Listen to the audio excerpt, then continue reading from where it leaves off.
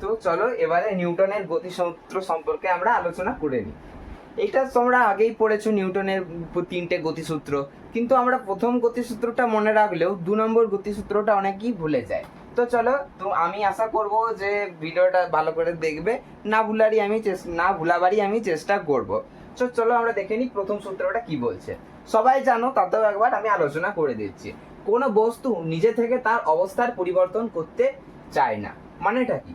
মানেটা হচ্ছে, এই যে আমার হাতে একটা বস্তু আছে, আমি এই বস্তুটাকে যতক্ষণ না আমি সরাতে চাইবো ততক্ষণ বস্তুটা নিজের জায়গাতেই থাকবে, একটা জায়গায় স্থির হয়ে। যখনই আমি বস্তুটা সরাতে চাইবো, যতক্ষণ না আমি বস্তুটাকে সরাতে চাইবো নিজের জায়গাতেই অবস্থান করে থাকবে বরাবর। এই যে ধরে নাও কোনো একটা বড় পাথর কোনো একটা রাস্তার মাঝখানে, বা কোনো একটা গাছ নিজের জায়গাতেই আছে, সেটা কিন্তু সরছে না।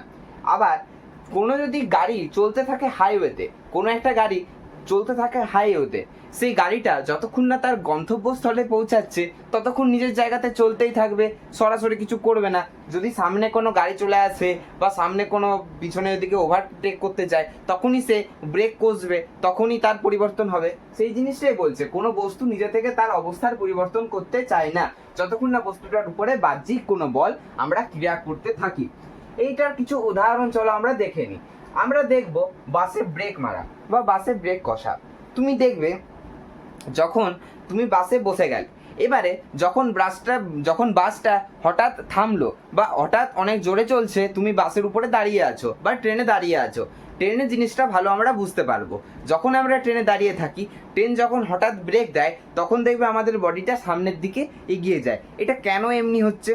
কারণ আমাদের পা দুটো তো ট্রেনের মেঝেতে আছে, আর বাসের মেঝেতেও আমাদের পা দুটো থাকে, অর্থাৎ আমাদের লোয়ার বডিটা বাসের সঙ্গেই কানেক্ট হয়ে আছে, আমরা সেটার অবস্থান করছি না। কিন্তু আমাদের যে আপার বডিটা, সেটা তো আর বাসের সাথে বা ট্রেনের সাথে লেগে নেই। তার জন্য ট্রেনটা যখন ব্রেক কষে তখন আমরা আগের দিকে হেলে পড়ি। এইটা কেন হয়? এটা হয় জাড্যর জন্য। জাড্য জিনিসটা কি সেটা সম্পর্কে আমি পরবর্তী ক্ষেত্রে আলোচনা করব। না দেখো, আমরা এটা দেখতে পেলাম, বাসে ব্রেক করা বা বাসে ব্রেক কষা বা ট্রেনে তোমার যেটা বললাম ট্রেনে ব্রেক করা, এইগুলো হয়। আরো একটা উদাহরণ হচ্ছে গ্লাসের উপর কাগজ রেখে সেটা সরিয়ে নেওয়া। চলো এই জিনিসটা আমি বোঝাবার সামনে উদাহরণ করে দেখাবার চেষ্টা করছি। তো দেখো, এখানে আমার কাছে একটা গ্লাস রয়েছে, আর গ্লাসটার উপরে আমি একটা পাটার মতন রেখে দিলাম, আর এখানে একটা আমি কয়েন রেখে দিচ্ছি। তোমরা আশা করি দেখতে পাচ্ছ জিনিসটা ভালো করে। এবারে দেখো, যদি আমি এই পাটাটাকে জোরে সরিয়ে দিই, গ্লাসটা তাহলে নিচে পড়ে গেল, এই কয়েনটা নিচে পড়ে গেল। এটা কি করে হলো? কয়েনটাও তো চলে যেতে পারতো ওইদিকে, কেন গেল না? কারণ এই যে এই বস্তুটা নিজের জায়গাতেই রয়ে গেছে, এই বস্তুটা নিজের জায়গাতেই রয়ে গেল। আমরা প্রথম সূত্রতে বলছি কোনো বস্তু নিজে থেকে তার অবস্থার পরিবর্তন করতে চায় না। তাহলে এই বস্তুটা নিজের অবস্থার পরিবর্তন করতে চাইছে না, কিন্তু এই যে বস্তুটা আছে সাদা রঙের, সেটার আমি পরিবর্তন করাতে চাইছি। সেটাকে যদি আমি দেখো ভালো করে জিনিসটা, সেটাকে যদি আমি জোরেও দিই, এখানে রেখে জড়িয়ে দিয়ে আমি এখানে ঠেলে দিই, তাহলে বস্তুটা কিন্তু নিজের অবস্থানেই আছে, তার জন্য সেটি নিচে পড়ে গেল, সেটি অবস্থান ওইদিকে চলে গেল না। আশা করি এই জিনিসটা তোমরা বুঝতে পারলে। তো দেখো, তোমরা হয়তো দেখবে যে নিউটনের যে ফার্স্ট লটা, সেটা আমি বাস্তব উদাহরণ দিয়ে বোঝাবার চেষ্টা করেছিলাম, সেটা জিনিসটা বুঝতে পারবে হয়তো। এবারে আজকে আমরা নিউটনের দ্বিতীয় সূত্র অর্থাৎ সেকেন্ড ল আলোচনা করতে থাকবো। কিন্তু সেকেন্ড ল আলোচনা করার আগে আমরা কিছু জিনিস সম্পর্কে বিস্তারিতভাবে জানবো। আমি এই সমস্ত জিনিস আগের ভিডিওতে অর্থাৎ পার্ট 1-এ 10 মিনিটের মধ্যে ভালো করে বুঝিয়ে দিয়েছিলাম, এই বল, ত্বরণ, বেগ, এই সমস্ত সম্পর্কে। চলো এই সম্পর্কে একটু সামারি করে নিই। না দেখো, বল মানে কি? বল মানে হচ্ছে স্থির জিনিসকে চালাতে পারে। অর্থাৎ এই একটা বস্তু আছে আমার কাছে, এই বস্তুটা যদি আমি উঠাতে চাই, তাহলে এই জিনিসটাকে উঠাবার জন্য যে একটা কাজ করছি হাত দিয়ে, সেটার নামই হচ্ছে বল। স্থির জিনিসকে চালাতে পারে। একটা যদি গাড়ি আছে, মনে করো দাঁড়িয়ে আছে, তুমি গাড়িটাকে ঠেললে, বা সাইকেল দাঁড়িয়ে আছে, সাইকেলটাকে ঠেললে সাইকেলটা চলতে থাকবে। এই যে ঠেলাটা, এটা একটা বল প্রয়োগ করছো, তার জন্য সাইকেলটা বা গাড়িটা চলছে, এটাকে বল বলি। এবার ত্বরণ কি? ত্বরণ হচ্ছে বেগ কত দ্রুত বদলাচ্ছে। অর্থাৎ তুমি ধরো সাইকেল নিয়ে যাচ্ছ, সাইকেলটা কোথাও তুমি আস্তে চালাচ্ছ, আবার আস্তে চালাতে চালাতে কখন তুমি জোরে চালাচ্ছ। এই যে পরিবর্তনটা করছো, তুমি যে বেগের কত দ্রুত পরিবর্তন করছো, এই টোটাল যে তুমি যে যাচ্ছ এক গন্তব্যস্থল থেকে আরেকটা জায়গাতে, এই টোটাল যাওয়ার যে এই সাইকেলের কখনো ব্রেক করছো, কখনো আগে যাচ্ছ, কখনো কম যাচ্ছ, এই টোটাল জিনিসটাকে আমরা বলে থাকি ত্বরণ। আর ভর মানে কি? ভর মানে তো সকলে জানোই, ভর মানে হচ্ছে কোনো কিছু জিনিসের ওজনটা, মানে হচ্ছে মাস, এটাকেই আমরা বলি ভারী। চলো এই সমস্ত জিনিস সম্পর্কে আমরা জানলাম। এবারে চলো আমরা সেকেন্ড ল সম্পর্কে আলোচনা করে নিই। না, সেকেন্ড লটা কি বলছে? কোনো বস্তুর ভরবেগের পরিবর্তনের হার প্রযুক্ত বলের সমানুপাতিক।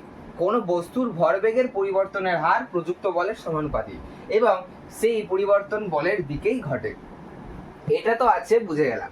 প্রথম ল তো আমরা সবাই জেনেই থাকি যে কোনো স্থির বস্তু চিরকাল স্থির থাকবে এবং সেটি যতক্ষণ না বল প্রয়োগ করা হচ্ছে সেটি পরিবর্তন হবে না। কিন্তু আমরা দ্বিতীয় সূত্রটা ভুলে যাই। না দেখো, দ্বিতীয় সূত্রটা ভুলার কিছু নেই, একটু ভালোভাবে জিনিসটা আমাদের বুঝতে হবে। না দেখো, কোনো বস্তুর ভরবেগের পরিবর্তনের হার প্রযুক্ত বলের সমানুপাতিক। মানে ধরে নাও কোনো একটা বস্তু আছে, কোনো একটা, আমি ধরে নিলাম এখানে একটা বক্স আছে। এবারে এই বস্তুটার ভরবেগের পরিবর্তনের হার, এটার একটা ভর আছে, এইটার একটা ভর আছে, এম ভরের একটা বস্তু আছে। এবার এই এম ভরের বস্তুটার যদি এমভি মানে ভরবেগ, এই বস্তুটাকে যদি আমি চলাতে চাই, মানে এই বক্সটাকে যদি আমি সামনের দিকে ঠেলতে থাকি, তাহলে একটা বেগ নিয়ে এই বস্তুটা এগোবে, তার মানে এখানে ভি কাজ করবে, মানে এমভি ভরবেগের পরিবর্তনের হার। এই যে পরিবর্তন করছি, এই ভরবেগের পরিবর্তনের হার প্রযুক্ত বলের সমানুপাতিক। প্রযুক্ত বলের সমানুপাতিক মানে কি? মানে ধরে নাও এইখানে একটা 5 কেজির একটা বস্তু, 5 কেজি ভরের একটা ভরবেগের একটা বস্তু আছে, জিনিস আছে। এই 5 কেজি ভরের জিনিসটাকে আমি যদি ঠেলতে থাকি, তাহলে একদম আমি নর্মালি ঠেলতে পারবো। আবার যদি এই 5 কেজির জায়গায় যদি আমি এখানে 15 কেজি করে দিই, তাহলে আমার কিন্তু ঠেলতে একটু বেশি শক্তি চাই, আমার একটু বেশি পরিমাণ শক্তি চাই। এবারে এই জিনিসটা আমি ঠিক বুঝতে পারলাম না, চলো আমি একটু ভালোভাবে উদাহরণ দিয়ে বুঝাবার চেষ্টা করি তোমাদের। না দেখো, আমার কাছে এখানে একটা বই আছে, আশা করি তোমরা সবাই দেখতে পাবে। এই বইটা আমি দেখো সহজেই কিন্তু তুলে দিতে পারছি, কারণ আমার কাছে একটাই কিন্তু বই আছে, সহজেই আমি কিন্তু এটা তুলে দিতে পারছি। কিন্তু এইখানে যদি একটা বইয়ের জায়গায় আমি যদি 2-3টে বই একসাথে তোলার চেষ্টা করতাম, তাহলে চলো দেখি কি হতো। আমি দেখো একসাথে 2-3টে বই তোলার চেষ্টা করছি, দাঁড়াও।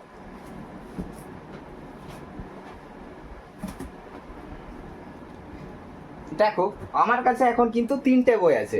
আমি যখন একটা বই সহজভাবে এমনি ভাবে তুলতে পারছিলাম সহজভাবে, কিন্তু এখন দেখো 3টে বই তুলতে আমার কিন্তু একটু কষ্ট অনুভব হবে।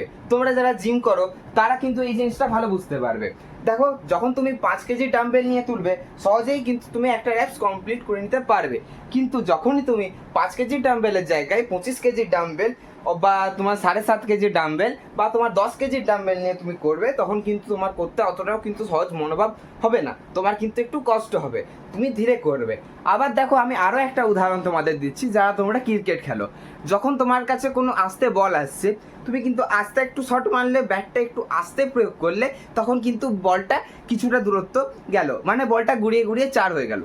কিন্তু যখন জোরে বল আসছে বা বলটা ঠিক মানে একই শক্তি অনুযায়ী যে বল করছে সে একইভাবেই করছে, কিন্তু তুমি ব্যাটটা খুব জোরে চালালে, যখন তুমি ব্যাটটা খুব জোরে চালাচ্ছ, তখন কিন্তু সেই বলটা কিন্তু দ্রুত চলে যাবে, আর দ্রুত চলে যাওয়ায় সেটি 6 হয়ে যাবে। এই জিনিসটা আমরা বুঝতে পারি সেকেন্ড ল অনুযায়ী। তাহলে আশা করি সেকেন্ড ল সম্পর্কে বোঝা গেল। এবার যেটা আমি বললাম সেটা আমি এই লেখার উপর দিয়ে বোঝাবার চেষ্টা করছি আরো একবার সামারি হিসাবে। দেখে নাও কি বলছে। কোনো বস্তুর ভরবেগের পরিবর্তনের হার, কোনো একটা বস্তুর এই যে ভর আছে, ভর এই যে বেগ করছি আমি, মানে বেগের সাহায্যে এই যে তুলানামা করছি, একটা মুভমেন্ট হচ্ছে, ভর বেগের গোটাটা হচ্ছে কোনো বস্তুর ভরবেগের পরিবর্তনের হার প্রযুক্ত বলের সমানুপাতিক। মানে এইটা তুলতে আমি যত পরিমাণ এখন বল দিচ্ছি সেটার কিন্তু সমানুপাতিক হচ্ছে। মানে ধরে নাও এই বইটার ওজন আমি ধরে নিলাম এখানে আমার 2.5 কেজির মতন হবে। 2.5 কেজি তুলতে আমার যতটা এখানে এখন বল লাগছে, আমি সহজেই কিন্তু এই বলটা প্রয়োগ করতে পারছি।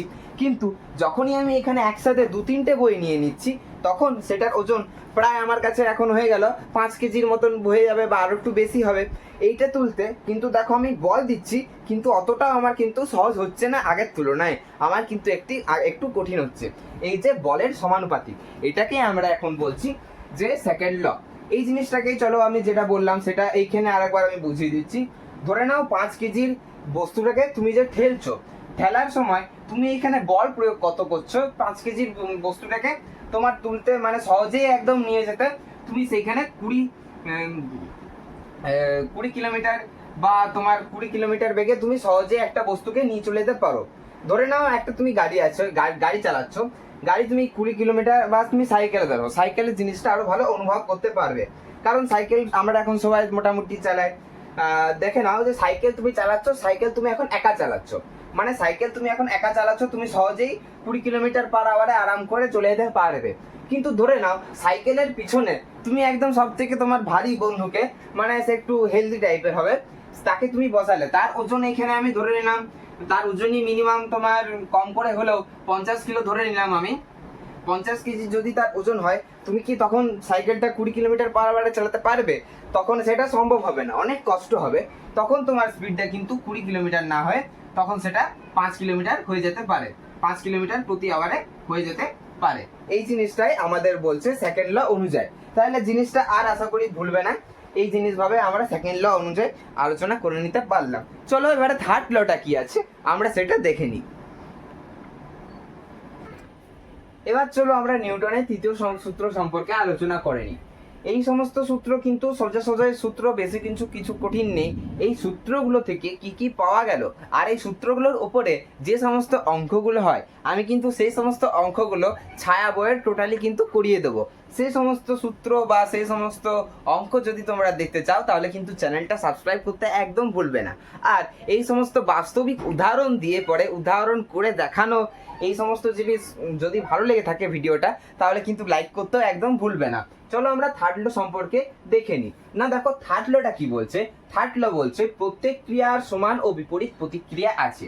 এই সূত্রটাও আমরা সবাই আগের ক্লাসে জেনে নিয়েছি। চলো এই সূত্রটা সম্পর্কে আমরা কিছু উদাহরণ দেখে নিই। তোমরা থাম্বনেলে দেখবে যে থাম্বনেলে আমি একটি রকেটের ফটো লাগিয়ে রেখেছি থার্ড লতে। থার্ড লতে দেখো রকেট ওড়া, দেখবে রকেটের নিচে অনেক পরিমাণে গ্যাস আছে। তোমরা লক্ষ্য করবে যখন কিন্তু রকেট উপরে উঠে, রকেট উপরে ওড়ে, তখন কিন্তু অনেক গ্যাস ছাড়ে। এই জিনিসটা তো আমরা অনেকেই দেখতে পারবো না, তার জন্য দেখো আমি এখানে লিখে রেখেছি বেলুন ওড়া। বেলুন ওড়াতেও ঠিক একইভাবেই কাজ করে। তোমরা অনেকেই দেখবে বেলুন ফুলিয়ে ছেড়ে দাও, দেখবে বেলুনটা সামনের দিকে এগিয়ে যায় আর পিছনে দেখবে অনেক হাওয়া আছে। জিনিসটা লক্ষ্য করবে, এই জিনিসটা কিন্তু হয় নিউটনের থার্ড ল অনুযায়ী। তারপরে দেখো নৌকা থেকে লাফ দেওয়া।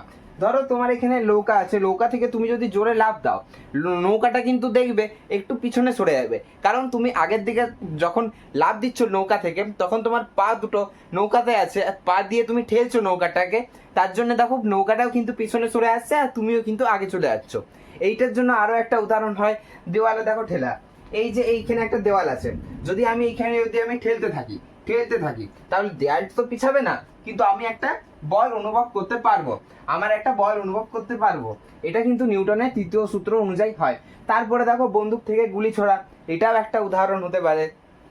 ধরো একটা বন্দুক আছে, বন্দুক থেকে যখন তুমি গুলি ছাড়ছো জোরে, বন্দুক থেকে যখন তুমি জোরে গুলি ছাড়ছো, তখন বন্দুকের দেখো পিছনেও কিন্তু হাতটা দেখবে কিছুটা পিছনে চলে আসবে, কিছুটা পিছনে চলে আসে।